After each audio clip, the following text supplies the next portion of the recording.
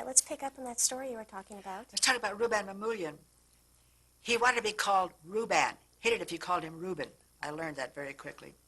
So when we got to Boston, he was waiting at the Hotel Ritz front door for me. And he said, I'm going to talk to you. And I went right past him. We got to the theater, and he said, I want to talk to you. And I went right by him. And he finally had the one of the Theater Guild people take me into the change room in the backstage. And he said, he said, sit down. He said, because I'm going to tell you about yourself. He said, you don't have talent.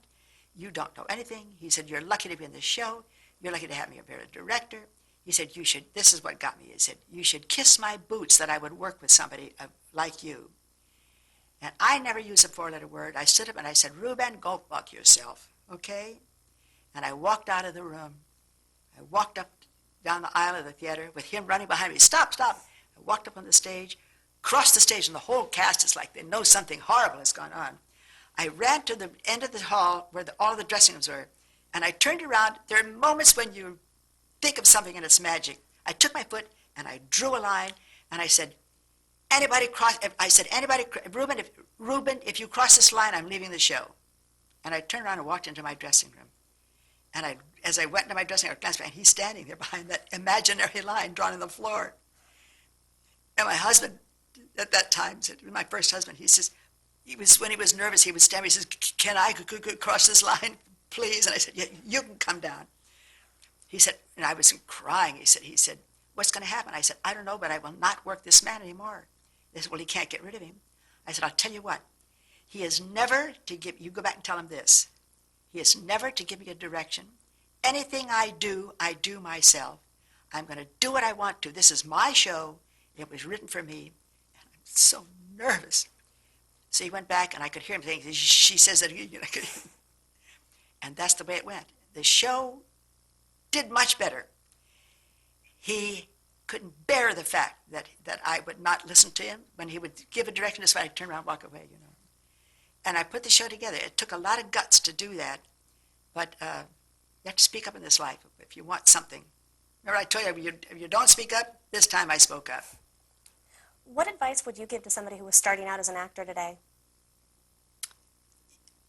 I've been asked that question a lot. What do I do? First of all, they want to know, how do I get an agent? An agent you will get after you've made some kind of a success. Or unless you're Elizabeth Taylor and look like Elizabeth Taylor, you'll get it, You'll get an agent later. I say start small. Start in your school. Start in your local theater. If you can't make it in your hometown, you ain't going to make it nowhere. Start small. If the school won't let you do something and you're lousy in your school play, what makes you think you're going to be any better? Work hard.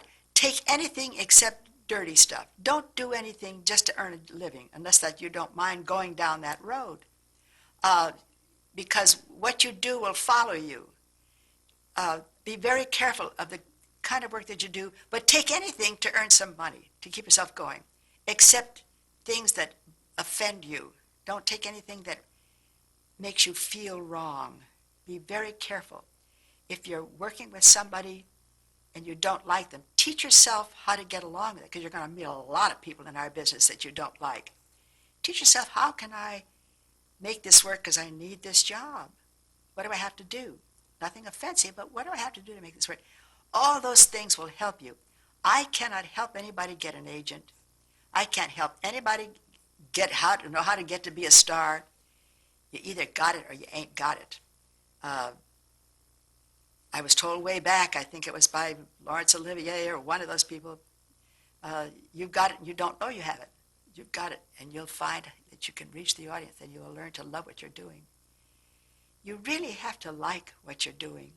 It would be terrible to be in a job that you don't like. I've heard many actors complain, "Oh, God, I'm so bored with doing this series. We've been doing it for 6 months. I would pray in my life to have a 6-month series."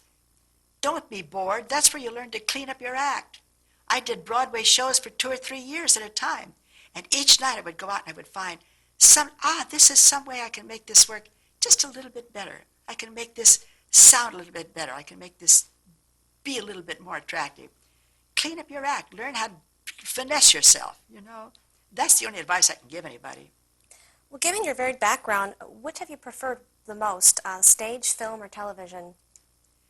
I prefer live television because it's stage and film and everything rolled into one without the pressure.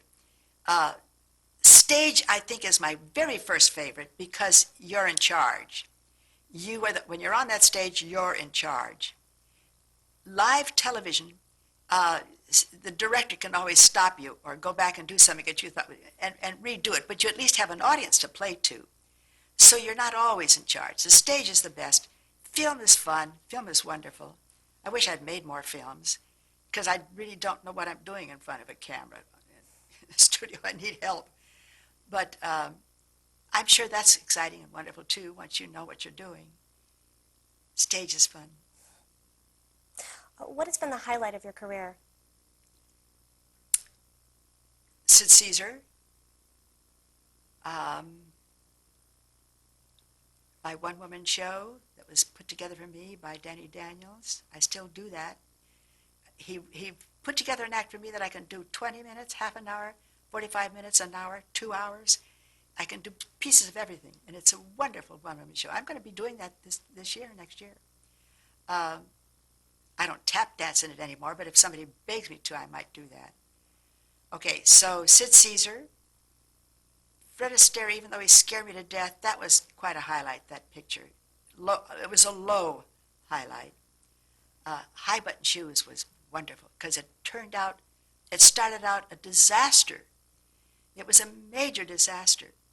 We were not even allowed to get on Broadway stage shows. We were put in a theater way uptown near the Central Park stables. We were next to a stable. But the show had time, which isn't true anymore. We played 3 months until the show got pulled together and word of mouth caught it on, and then we were moved to the Schubert Theater right there in 45th Street. There's no time to do that anymore, to clean up your act, make something happen, make something magic. That was one of my highlights of my life. Well, you mentioned you have your one-woman show. Do you think you'll ever officially retire? Will I officially, or am I officially? Will you ever? You're still going. I don't think so. When I learned when I did Maud that I can have a stroke and still perform, maybe I'll do that too someday, but I hope I don't have a stroke. But if something incredible came along, I would not say no to it. I don't have the physical energy that I had before, but boy, I can sure crank myself up to do one-woman show. You know, I love what I do. I love my life. I am so lucky. All the terrible things that have happened to me in my life, I'm so lucky. I had a great husband. I have a wonderful child. I have 2 adorable grandchildren. I've won practically every award that you can win except an Oscar. I've had all kind of citations. I mean, think of how blessed I am. I'm so lucky. How would you like to be remembered? As me. I hope I'm remembered. A lot of people can't remember who Lutton Fontanne were. A lot of people don't know. I've got a story about be remembered. In this house, at every Christmas in this neighborhood where I live, there are 10 houses. And when my son was young, we used to bring, every year, everybody would come over to each house and help decorate a tree. And we'd have champagne and cocktails, whatever everybody would want. And then next year, it'd be another person's turn. And one year, when it was my turn, there were 28 kids in this neighborhood when we moved in here. It's a big house full of wonderful children. And I had put on a Bing Crosby album.